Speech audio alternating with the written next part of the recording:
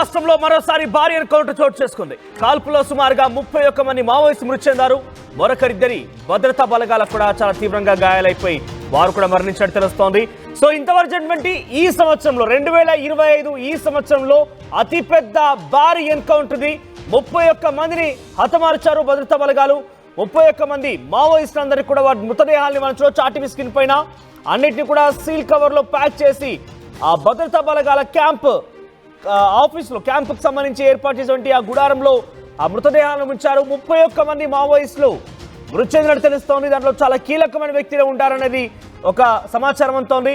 So ఇప్పటి వరకు 2025 జనవరి 1 నుంచి మొదలుకుంటే ఇప్పటి వరకు జరిగినటువంటి ఈ వరుస ఎన్కౌంటర్ లో అతిపెద్ద ఎన్కౌంటర్ ఇదే. 31 మంది మావోయిస్టులు హతమార్చడం మొదటిసారిగా మనం చూడొచ్చు. సో ఇక ఛత్తీస్గఢ్ బీజాపూర్ అడవులు దండకారణ్యం దద్దరిల్లుతోంది. బాంబుల మొత్తం పెద్ద ఎత్తున అక్కడ అలజడి రేపున పరిస్థితి కనబడుతోంది. డెడ్ బాడీలని ప్రస్తుతం హెలికాప్టర్ ద్వారా తరలిస్తున్నట్టు తెలుస్తోంది. బీజాపూర్ జిల్లా హెడ్ క్వార్టర్ కి మృతదేహాలు చేరుకున్నాయి. ఎన్కౌంటర్ లో తెలంగాణ చెందిన వారు ఉన్నారు ఎవరైనా అనేది కూడా ఒక క్వశ్చన్ గా రేజ్ అవుతోంది. ఇప్పటి వరకు మనం నెలవారీగా జనవరిలో ఫిబ్రవరిలో ఎవరెవరు మరణించారు ఏంటి అని ఒకసారి లెక్కలుగా పరిశీలించే ముందు అమిత్ షా ట్వీట్ చూద్దాం. ఒకసారి అమిత్ షాకు ట్వీట్ చేశారు.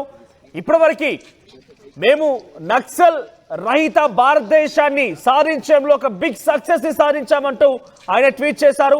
మీరు చూడొచ్చు ఆర్టీవీ స్క్రీన్ పైన. నక్సల్ ముక్త భారత్ बनाने की दिशा में सुरक्षा बलों ने छत्तीसगढ़ के बीजापुर में बड़ी सफलता हासिल की है. ఇప్పటి వరకు నక్సల్ రహిత భారతదేశాన్ని చేయడంలో ఛత్తీస్గఢ్ బీజాపూర్ అడవుల్లో ఒక సక్సెస్ ని సాధించామని చెప్పి ఆయన ట్వీట్ ని మొదలు పెడితే ఇక పిమ్మట భద్రతా బలగాల్ని ఇద్దరు మరణించారు. 31 మంది మావోయిస్టులు మరణించారు. చాలా పెద్ద మొత్తంలో వారి నుంచి గన్స్ ని స్వాధీనం చేసుకున్నాము. వారి నుంచి మారణాయుధాలని స్వాధీనం చేసుకున్నాము. ఇకపైన ఎవరు కూడా నక్సలైట్ల ద్వారా ప్రాణాలు కోల్పోవడానికి సహించం. మేము మార్చి 31, 2026 కల్లా పూర్తిగా నక్సలిజాన్ని అంతం చేస్తామని ఆయన చెప్పుకొచ్చారు. ఒకసారి మనం 2025 నుంచి మొదలుకుంటే ఇప్పటి వరకు జనవరి 4న ఒకసారి ఇటువంటి ఘటన చోటు చేసుకుంది. ఇటువంటి రకంగానే ఎన్కౌంటర్ జరిగింది. అప్పుడు 5గురు మావోయిస్టులు మృతి చెందారు. ఇక జనవరి 9న సుక్మా బీజాపూర్ బార్డర్ లో కూడా ఎన్కౌంటర్ జరిగింది. అప్పుడు 3 మరణించారు.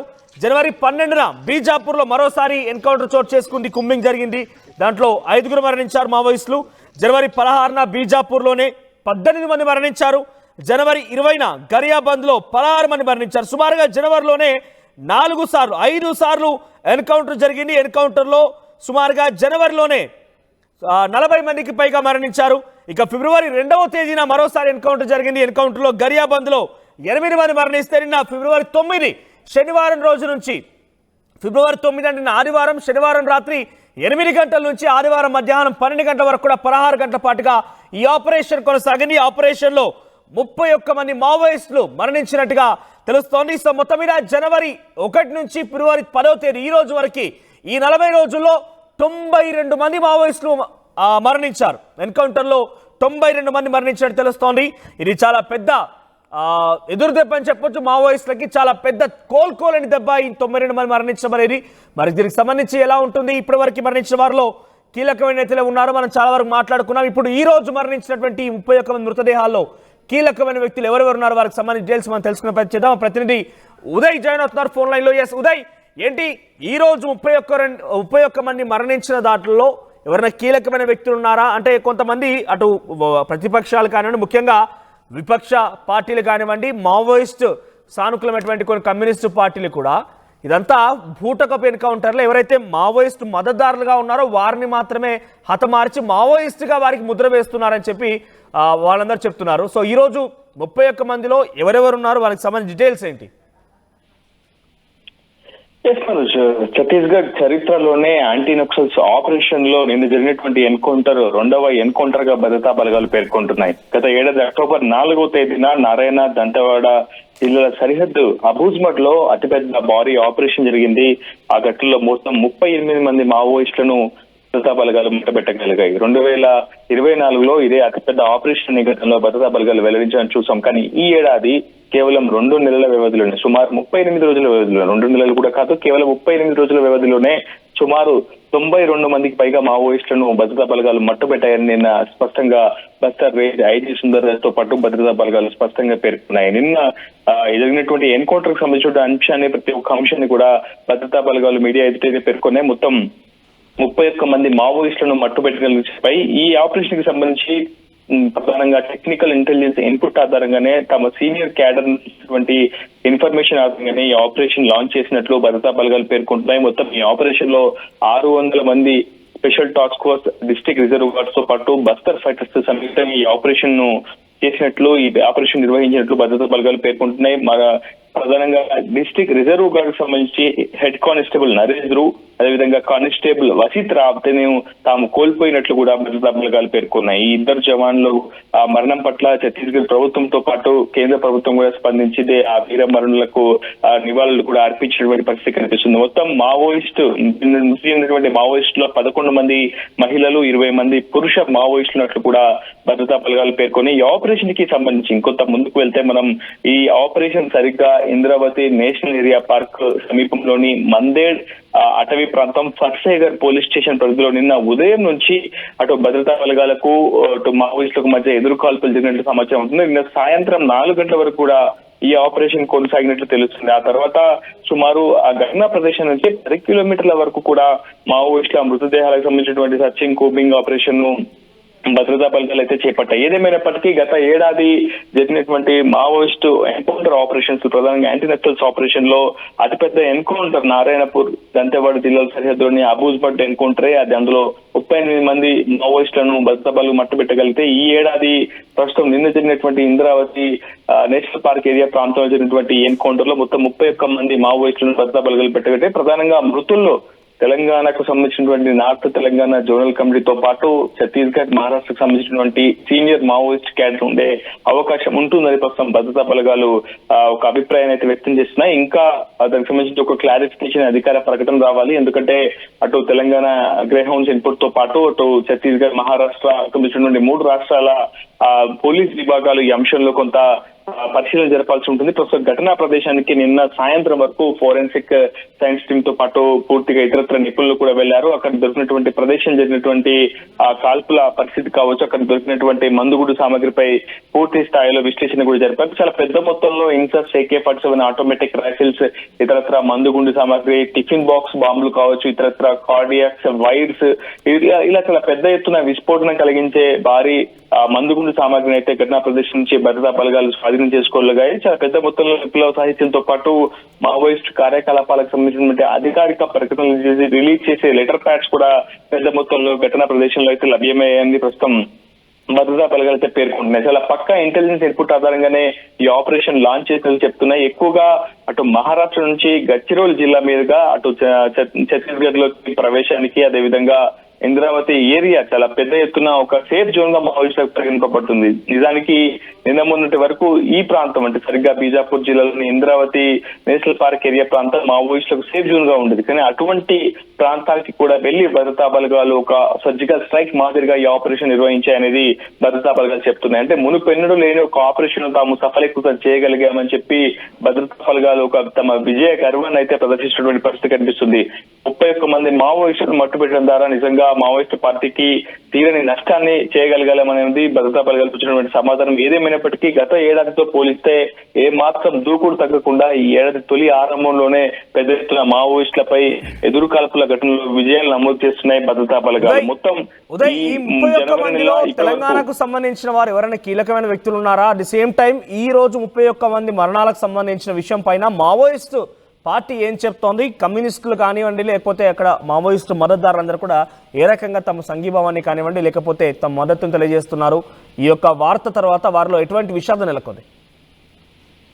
మొదటి నుంచి కూడా జరుగుతున్నటువంటి వరుస ఎన్కౌంటర్లపై ఎక్కువగా మావోయిస్టు మృతి చెందుతున్న అంశాన్ని ప్రధానంగా పౌర హక్కుల వ్యక్తులు కావచ్చు, ఆ పార్టీ సానుభూతి పరులు, ప్రజా సంఘాలు పెద్ద ఎత్తున ఆవేదన వ్యక్తం చేస్తుంటాయి. ఇవన్నీ కూడా బూటకపు ఎన్కౌంటర్లని ప్రజా సంఘాలు ప్రతి విషయంలో కూడా ఖచ్చితంగా రెస్పాండ్ అవుతూ ఉంటాయి. ప్రధానంగా వాళ్ళు ఆరోపించినటువంటి ఒక కీలకమైనటువంటి అంశం, ఎందుకు మృతుల సంఖ్య క్రమక్రమంగా పెరుగుతూ ఉంటుంది, గంట గంటకు ఎందుకు మృతుల సంఖ్య పెరుగుతూ ఉంటుంది, వీళ్ళని చాలా పకడ్బందీగా ఆ ఘటన ప్రదేశానికి తీసుకువెళ్లి బూటకపు ఎన్కౌంటర్ చేశారని ప్రధానంగా పౌర హక్కుల పెద్ద ఎత్తున తమ అభిప్రాయాన్ని వెలిబుచ్చుతూ ఉంటారు. కానీ భద్రతా బలగాలు మాత్రం ఖచ్చితంగా తాము ఒక ప్లాన్ ఆపరేషన్ చేశాము, వాళ్ళు తాముకు తారసపడ్డప్పుడే ఎదురు కాల్పులు ప్రారంభించినప్పుడే తాము తిరిగి ఆత్మరక్షణ కోసం ఎదురు కాల్పులు జరిపామని చెప్పి భద్రతా బలగాలు కూడా అనేక భిన్నమైనటువంటి సమాధానాలు వినిపిస్తుంటాయి. ఏదేమైనప్పటికీ దండకారణ్యం వ్యాప్తంగా రక్తపాతం అనేది అటవీ ప్రాంతంలో నిత్యకృత్యం అయిపోయింది అనేది మనం చూస్తూనే ఉన్నాం. ఎందుకంటే గత ఏడాది దాదాపు 163కు పైగా సైనిక ఆపరేషన్ జరిగితే మొత్తం 290 మందికి పైగా మావోయిస్టులకు చెందినటువంటి ఉదంతాలు కనిపించింది. సో ఈ ఏడాది ఆరంభంలోనే సుమారు 92 మంది మావోయిస్టులను భద్రతా బలగాలు మట్టుబెట్టగలిగాయి. గతంలో డిఆర్జీ జవాన్లు కూడా 11 మంది చనిపోయారు. ఆ తర్వాత నిన్న కూడా ఒక హెడ్ కానిస్టేబుల్, ఒక కానిస్టేబుల్, డిస్ట్రిక్ట్ రిజర్వ్ సంబంధించినటువంటి విభాగానికి సంబంధించినటువంటి 2 కానిస్టేబుల్ చనిపోయారు. ఏదేమైనప్పటికీ అక్కడ పూర్తి స్థాయిలో మృతుల సంఖ్య క్రమక్రమంగా పెరుగుతుంది. అటు యాంటీ నక్సల్స్ ఆపరేషన్ పేరిట ప్రభుత్వం కావచ్చు, అదేవిధంగా మావోయిస్టు కార్యకలాపాలను వేగవంతం చేసే నేపథ్యంలో పీపుల్స్ లిబరేషన్ గెరిల్లా ఆర్మీ కావచ్చు చాలా దూకుడుగా పరస్పరం కాల్పులకు తెగబడుతున్నటువంటి పరిస్థితి కనిపిస్తుంది. ఏదేమైనప్పటికీ ఈ రోజు మధ్యాహ్నం కల్లా మావోయిస్టు మృతుల సంఖ్యకు సంబంధించినటువంటి అంశంలో ఒక క్లారిటీతో పాటు అదే ప్రధానంగా ఎవరెవరు చనిపోయారు, ఎవరెవరి మీద ఎంత నజరాన ప్రకటించి ఉన్నాయి, ఎవరెవరు ఏ విధ్వంసకర ఘటనలో పాల్గొన్నారు మృతి చెందినటువంటి మావోయిస్టు అనే అంశంపై ఒక క్లారిటీ వచ్చే అవకాశం ఉంది మనోజ్. రైట్ ఉదయ్. సో మొత్తం మీద ఈ రోజు జరిగిన ఎన్కౌంటర్లో 31 మంది మరణించారు. సుమారుగా 2 భద్రతా బలగాలకు సంబంధించిన వరకు మరణించినట్టు తెలుస్తోంది.